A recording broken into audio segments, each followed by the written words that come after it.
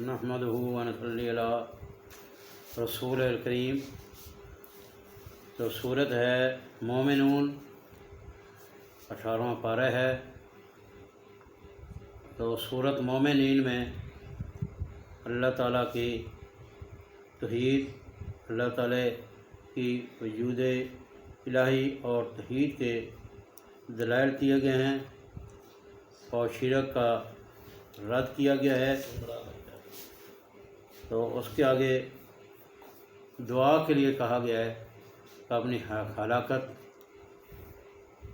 से हिफाजत और अल्लाह ताला की रहमत की दुआ करें।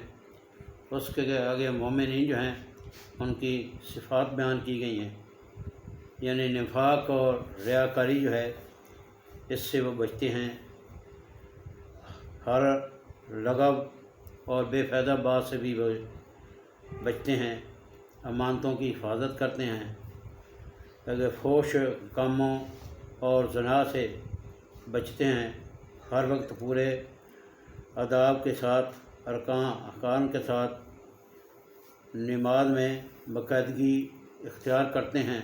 ज़कात को अदा करते हैं। जो मुस्तहक़ीन हैं 8 उन तक ज़कात जो है वो पहुँचाते हैं। तो आगे अल्लाह ताला की कायनात जो है इसके खलाइक के दलाइल हैं। अल्लाह ताला ने आसमान को, ज़मीन को, इसमें बसने वाली सारी मखलूक़ात को अल्लाह ताला ही ने पैदा किया है। अल्लाह ताला इनका तख्लीक करदा है। उसके आगे है कि अल्लाह ताला बारिश बरसाता है, इससे फल पकते हैं। उसके आगे इंसानी ज़रूरियात के लिए अल्लाह ताला ने चौपाए बनाए हैं, वो दूध देते हैं, गोश्त उनका खाया जाता है और बर्दबारी के लिए भी वो इंसान के काम आते हैं। उसके आगे है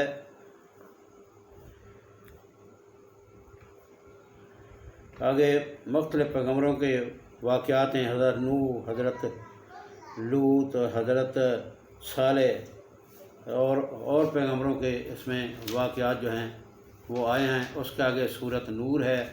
तो सूरत नूर में भी नूर का माना है रोशनी।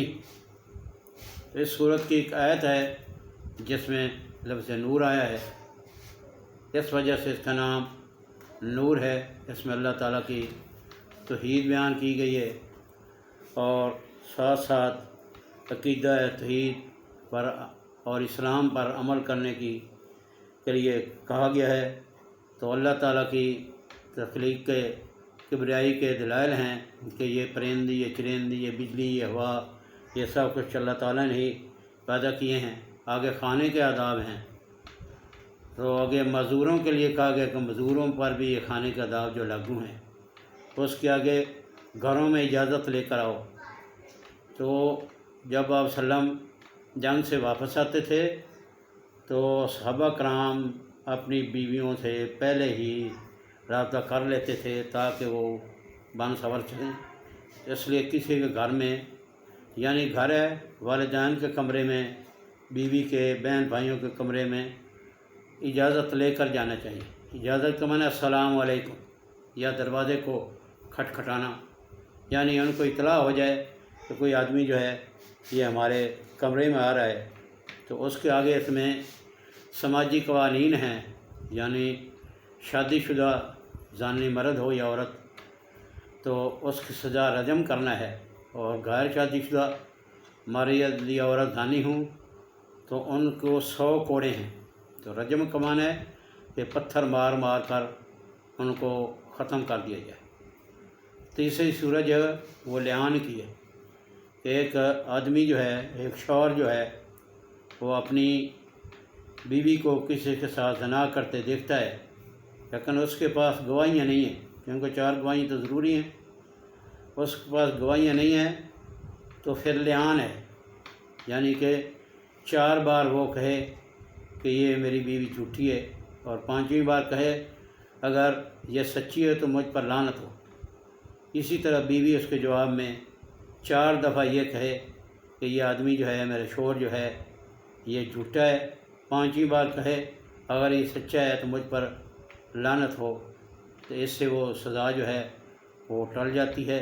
یہ لیان ہے، اور اس کے آگے جو ہے حضرت عائشہ صدیقہ طاہرہ مطہرہ رضی اللہ تعالیٰ عنہا کا واقعہ افق ہے کہ آپ قضاء حاجت کے لیے گئیں، ہار گم ہو گیا، ہار تلاش کرتے کرتے آپ کو لیٹ ہو گئی، اور آپ صلی اللہ علیہ وسلم نے قافلہ کو کہا کہ آپ چلیے، تو آپ کا جو کچاوا تھا اس کو اٹھانے والے صحابہ کرام جو تھے ان کو یہ نہ پتہ لگا کہ عائشہ صدیقہ رضی اللہ تعالی عنہا طاہرہ مطہرہ اس میں ہیں یا نہیں ہیں، تو وہ کچاوا اٹھا کر قافلے کے ساتھ چلے گئے۔ تو وہاں ایک اصول تھا کہ قافلہ چلا جاتا تھا تو پیچھے ایک آدمی جو ہے نا قافلے کے آتا تھا، جو ان کا سامان وغیرہ یا کوئی چیز وہ اٹھاتا تھا۔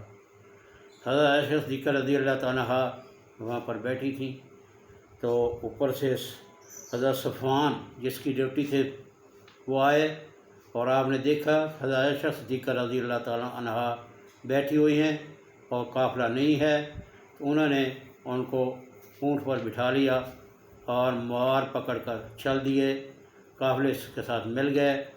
تو منافقین جو ہیں انہوں نے حضرت عائشہ صدیقہ رضی اللہ تعالیٰ عنہ پر تہمت لگا دی، ان کی نسبت جو ہے حضرت صفوان سے کر دی۔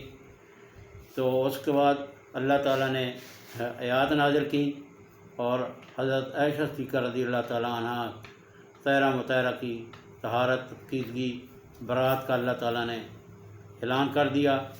تو اس کے بعد وہ لوگ جنہوں نے تہمت لگائی تھی ان پر قذف کی حد لگائی گئی، تو جن پر قذف کی حد لگائی گئی وہ یہ ہیں حضرت حسان، حضرت مستہ اور حمنہ بنت جاش اور عبداللہ بن ابی جو ہے، ان کو قذف کی سزا نہیں دی گئی تھی، ان کو اللہ کے رحم و کرم پر چھوڑا گیا تھا، اللہ تعالیٰ ان کو جہنم واصل کرے گا۔ اور اس کے آگے سورۃ فرقان ہے۔ فرقان کا معنی ہے قرآن پاک، یعنی حق اور باطل میں فرق کرنے والا۔ اللہ تعالیٰ نے قرآن پاک آپ صلی اللہ علیہ وسلم پر نازل کیا، اس لیے نازل کیا تاکہ لوگوں کو قرآن پاک عذاب سے ڈرائیں اور لوگ ڈر کر مسلمان ہو جائیں اللہ پر، اور آپ صلی اللہ علیہ وسلم قرآن پاک پر ایمان لے آئیں۔ لیکن وہ ایسے نہ تھے، وہ تو ضدی تھے، بات بات پر وہ باتیں بناتے تھے، تو اس لیے قرآن پاک کو بھیجا گیا۔ آگے آپ صلی اللہ علیہ وسلم کے بشر ہونے کے دلائل ہیں، تو آپ صلی اللہ علیہ وسلم بشر ہیں، تمام انبیاء جو بشر تھے، کھاتے تھے، پیتے تھے، چلتے تھے، اسی طرح آپ صلی اللہ علیہ وسلم بھی تھے، اور آپ کو ثابت قدم رہنے کا حکم دیا گیا ہے۔ تو اللہ تعالیٰ کی اس میں وحدانیت بیان کی گئی ہے، اللہ تعالیٰ واحد ہے، اس کا کوئی بیٹا نہیں ہے، اللہ تعالیٰ کی بادشاہی ہے، اور اللہ کی بادشاہی میں کوئی بھی شریک نہیں ہے۔ اس کے آگے عباد الرحمن کی صفات بیان کی گئی ہیں، اور بھی یہ ہیں کثر نفسی اور جہلوں سے دوری، راتوں کی نماز پڑھنا، عبادت کرنا، جہنم کے عذاب سے ڈرنا، خرچ کرنا، اور اس کے آگے ہے کہ ناحق قتل نہ کرنا، کسی کو زنا کاری سے بچنا، جھوٹی گواہی نہ دینا، آگے گانے بجانے کے محفل میں نہ جانا، اللہ تعالیٰ سے نیک بیوی اور بچے مانگنا، اللہ کی کتاب سے جو ہے ہدایت لینا۔ تو یہ تھے عباد الرحمن کی صفات۔ تو خلاصہ جو ہے وہ ختم ہوا۔ وما علینا الا البلاغ المبین۔